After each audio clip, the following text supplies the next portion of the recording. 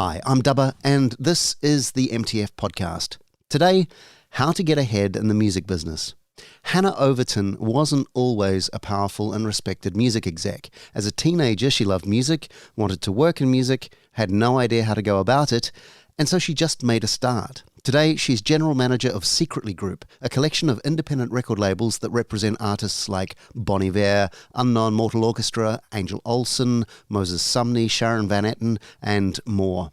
I spoke to Hannah at Unconvention in Manchester, and we talked about the process of getting into the music business, which isn't always a straightforward affair. There's certainly more than one way to do it, but Hannah's got some great advice and some useful insights into the world of independent music. Here's Hannah Overton. Hannah, thanks for doing this. Thanks. Okay, so tell me a little bit about your journey, because you've ended up basically being at the heart of the independent music industry. Yeah, I've always been I've been a music fan since I was a teenager. Mm-hmm. I love music. I grew up in the middle of the countryside. I grew up in the middle of the North Yorkshire Moors National Park. So I was not surrounded by music. Right.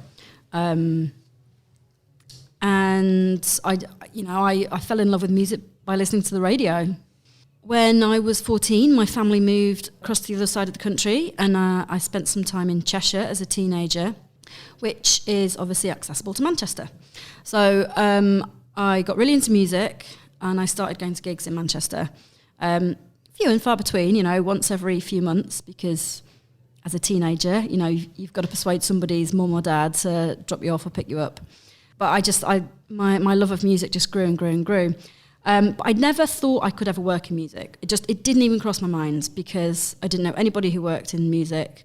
It seemed like a far-fetched thing that people like me don't do. Right. So when I got to university, I started meeting people who did work in music. I got involved in the Ents Committee at Newcastle University, so I helped them put gigs on. We had a great venue space in the Union, and in the late 90s. Bands used to tour Newcastle a lot, and this is when UK tours used to be a little more comprehensive than perhaps they might be today. Mm-hmm. So Newcastle University was on the circuit, so I used to work on the door, used to work side of stage, I used to help look after the artists, and I just gradually met more and more people in touring parties, people from record labels, got involved in student radio, so I got in touch with record labels who would send us music. I hosted a show, was head of music there. When was this? This was late 90s, early noughties. Uh-huh. So I was at university between 98 and 2001. Right. Back then, some companies liked to have a student rep, to rep their brands in local university towns. And I actually became a rep for IPC magazines. Uh-huh. So I represented NME, Melody Maker, Music Magazine, which was a dance magazine, Uncut, and Weirdly Loaded magazine. Right, okay. So I got involved in IPC and, met people who worked at the NME and all that sort of thing, and just helped them put on some events. Mm-hmm. And I met lots of people, and I had a moment of clarity during my physiology degree where I thought, other people are doing this, why not me? So I just then poured all my energy into extracurricular activities, probably to the chagrin of my tutor in the physiology department, because that's what I decided I wanted to do. All right. And to be clear, where has that taken you? Where are you now? So I am currently managing director of Secretly Group for Europe. Secretly Group is a group of 3 independent record labels, Dead Oceans, Jagjaguwar and Secretly Canadian. We release music by bands such as Bon Iver, Sharon Van Etten, Shame. We've got some brilliant records coming out this year by artists like Stella Donnelly, Faye Webster, Sharon. So it's a brilliant, really exciting place to work. So what does a day at work look like for you? My day at work. Well, I try to get in early before everyone else to, clear my head, make some coffee. Unfortunately, fortunately or unfortunately, I've got some keen young staff who try to beat me into the office now. Uh-huh. So I spend my day sometimes doing a bit of A&R, sometimes talking to our artists. I do lots of one-to-one mentoring sessions with my younger staff. I approve budgets. I look at a lot of emails.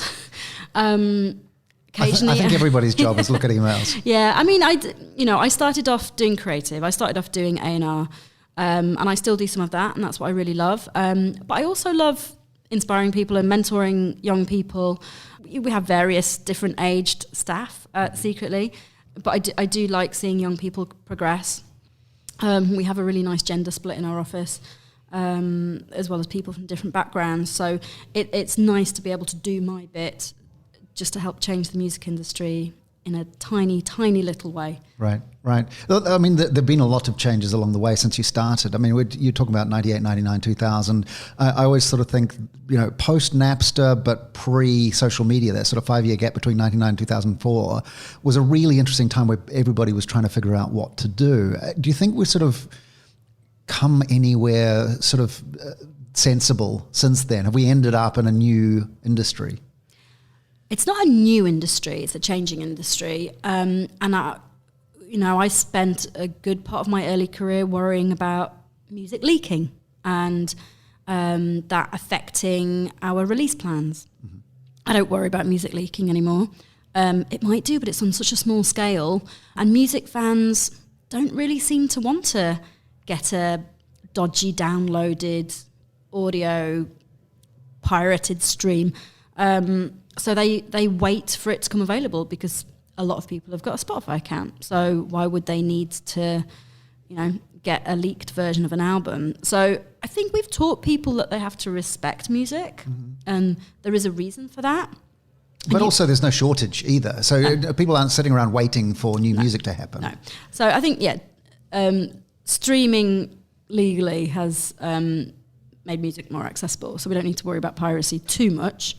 Yeah, but social media, has definitely made things change. It's made you more accessible to your fans, but it's also made things a bit more stressful for the artist. You have to be better at more things, where arguably many, many years ago, all you had to be good at was making music and performing on stage. So there's a lot of weight on the shoulders of artists these days. It's a 24/7 process of making sure your social media is up to date and you're making content all the time. It was said a lot, particularly sort of the early days of the internet, that we're not going to need record labels anymore. To what extent has, not that we don't need them, but to what extent has the role of the record label changed? I think labels are still needed to perform similar functions. So people need to create music, and they need to create it brilliantly, and then they need their music distributed and promoted. And record labels perform a really important function for that. And I think one of the best ways that a label can support their artist is to facilitate their vision. And I think artists who work without a label sometimes don't have those complete teams around them to help do that. And they don't have those complete teams around them in every single territory. I think the A&R process is really important. And the A&R process starts with the writing and continues right through the marketing and promotion of an album. And artists who are missing that, I think will struggle to get their complete vision out into the world. Yeah, you say A&R quite a lot, like it's a thing that everybody understands, and it's kind of a dark art. People don't really know what the A&R process is. How do bands get discovered, in inverted commas, and how is that process taken through from there? Yeah, well, I guess I use A&R quite broadly. When we talk about artist and repertoire, it's a very old-fashioned term, and it's about matching vocalists with songwriters, and that's not quite the way things work these days. But scouting is one thing we can talk about. An artist can be discovered in many ways, and it can be through social media, it can be through SoundCloud, but it can still be by supporting an act in a regional town. It can also be getting to know your local rehearsal room and forming a great relationship with the manager of that rehearsal room who might tip somebody off. That's quite old-fashioned, but it still happens. I think an artist needs to get really good at the music and really good at creating this world around them. And then at that point, when they know what they want to get out into the world, I think that's a good place for a record label to get involved. But when I talk about A&R with artists that are already signed, I'm talking about the conception of everything creative that they do. So making sure that the songwriting is good enough, making sure the artist has had enough time and the right environment to write the best songs that they possibly can and then be able to record them in the best way that they possibly can. And sometimes they might not get it right straight away. So that's giving them the confidence, the facility to get it right. But after that, I think once the music's right, it's important to get the story right. Everything has to link back to the music, but the visuals, the video, the photographs, the way they portray themselves on social media needs to have a strategy behind it.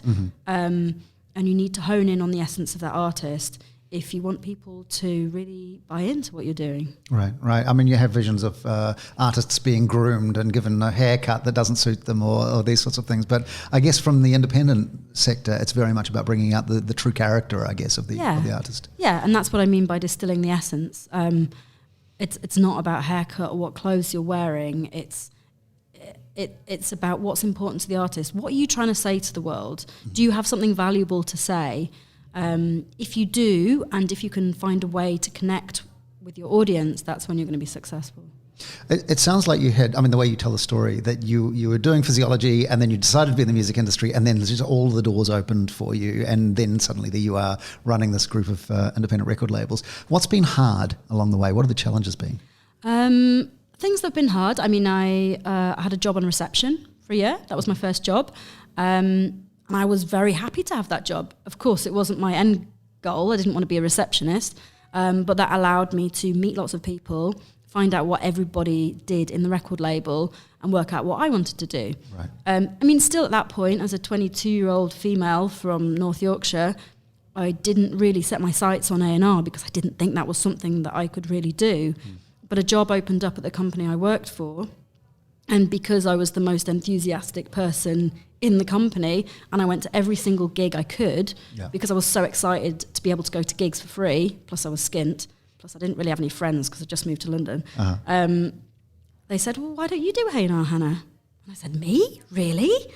And they gave me an opportunity. So I started off working in publishing, and I just threw myself into it. I just went to every gig I could. I met everybody I could. It was almost like blind dating the music industry. You know, somebody would say, oh, you should meet so-and-so. And I'd pick up the phone and call them, email them, and just meet somebody for coffee, take them for lunch, meet them at a gig. How much of that is bluff? How much of that is this sort of, I do A&R, so therefore you will meet with me. Is that sort of confidence built into that sort of presupposition of the title? Or I mean, you say I wasn't particularly confident at the time, but I had a focus, like I had a job to do. So that's what I put my effort into. I needed to create a network around me, and I didn't have a network. And, the A&R fraternity was friendly in one way, in that people love to meet up and talk, but also not that friendly, and it's quite cliquey. So, there was a lot of men wearing the same clothes, driving the same Audi cars, and I definitely wasn't part of that subset, but that's okay because I could go off and do my own thing. And were there any ways in which that was an advantage to you? I found it quite tough early on as a female and being quite young. I found a lot of older managers didn't take me seriously. Right. So I'd perhaps make first contact and then they'd just want to speak to my boss. That was quite hard to deal with. I don't think a man in the same position of me would have had such a hard time. Although on the plus side, people remembered who I was because there just weren't many female A&Rs at the time. And the other more senior female A&Rs I met were very supportive. I could always call them or email them. I would meet up with a few people occasionally, and that would just help to bolster my confidence in that there were other people out there doing it and being successful. Right. And presumably now that you have this management role, you get to choose who these younger people are in the office with you. To what extent does your experience sort of impact on the choices that you make? Well, I try not to hire through my gut instinct because I think that homogenises the industry, and I think that's why we have a lot of middle-class white males work in the industry, because people do hire with gut instincts. I've tried not to do that. I try to hire for the team, not for the position. So I know if we're missing something in the team, if we're missing somebody with electronic music knowledge, then I will prioritise that.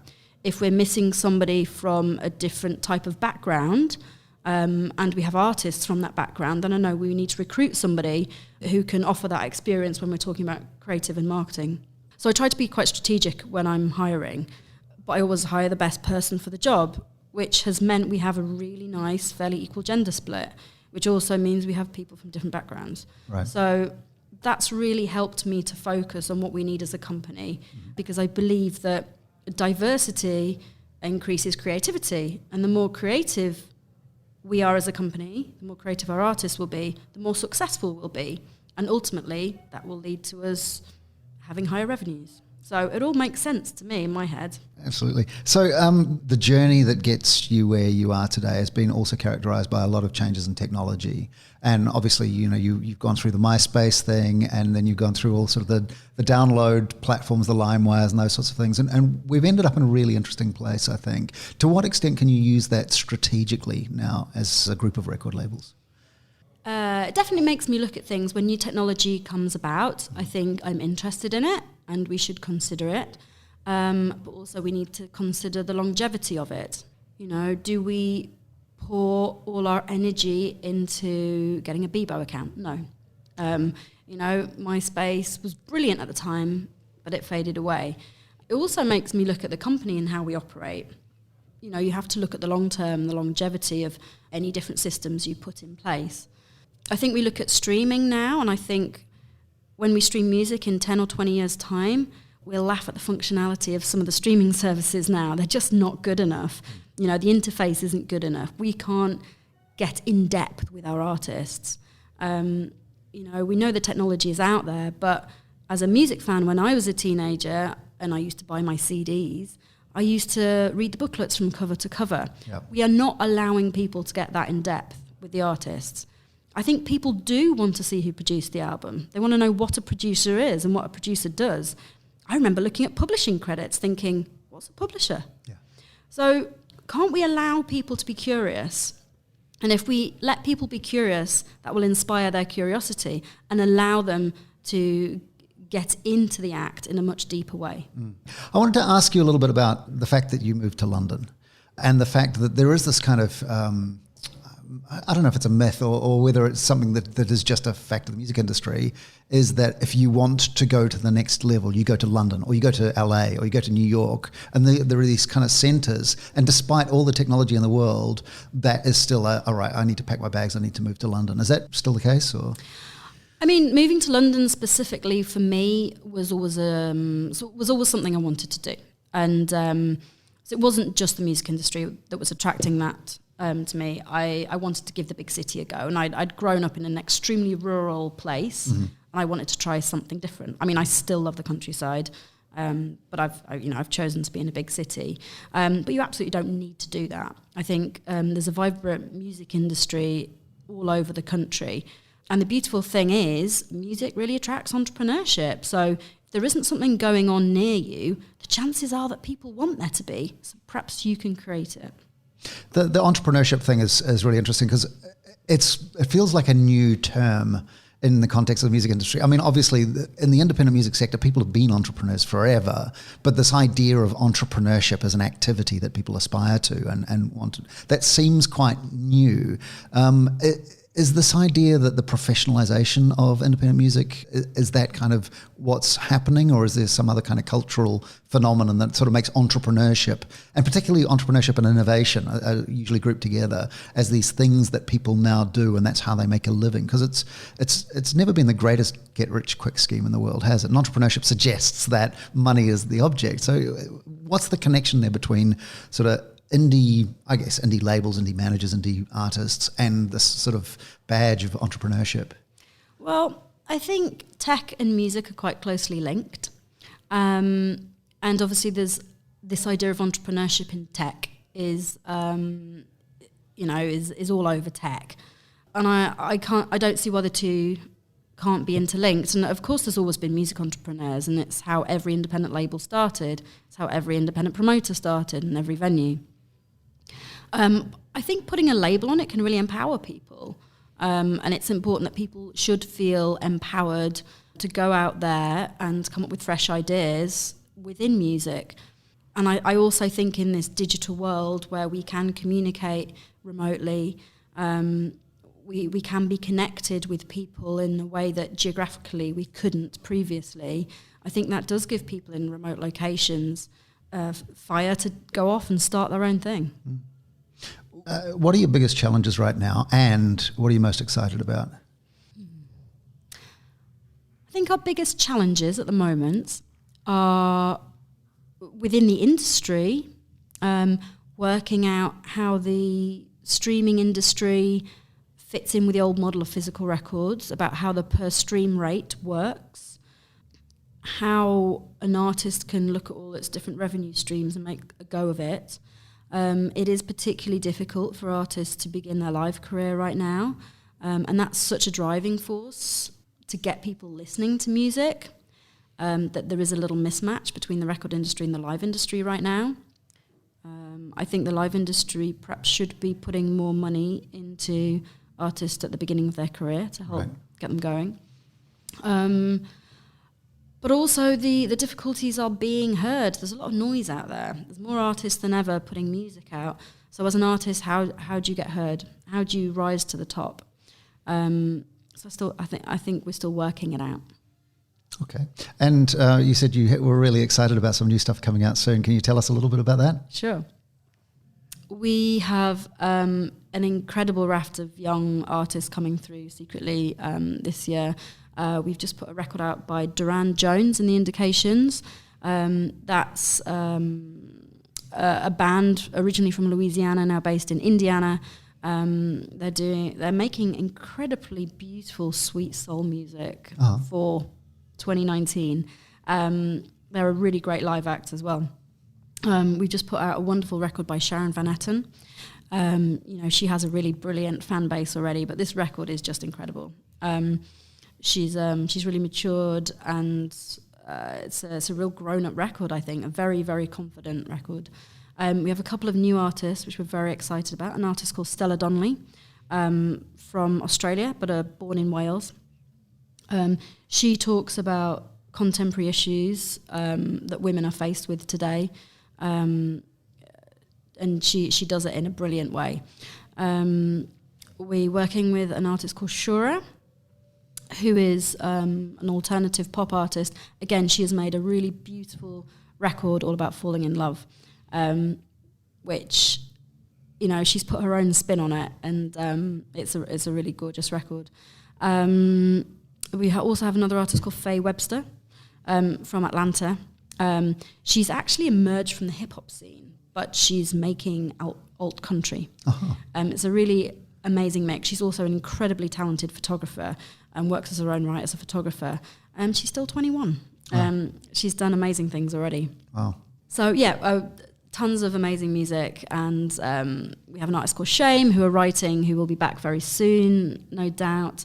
We have some brilliant artists on our roster who I hope we'll be hearing new music from soon, including artists like Angel Olsen and Bon Iver, Slow Dive, lots of a new Slow Dive record would be great. I have to say, I completely agree. Yeah. If you could sit down with the young you who just arrived at university, what sort of advice would you give? Ask more questions.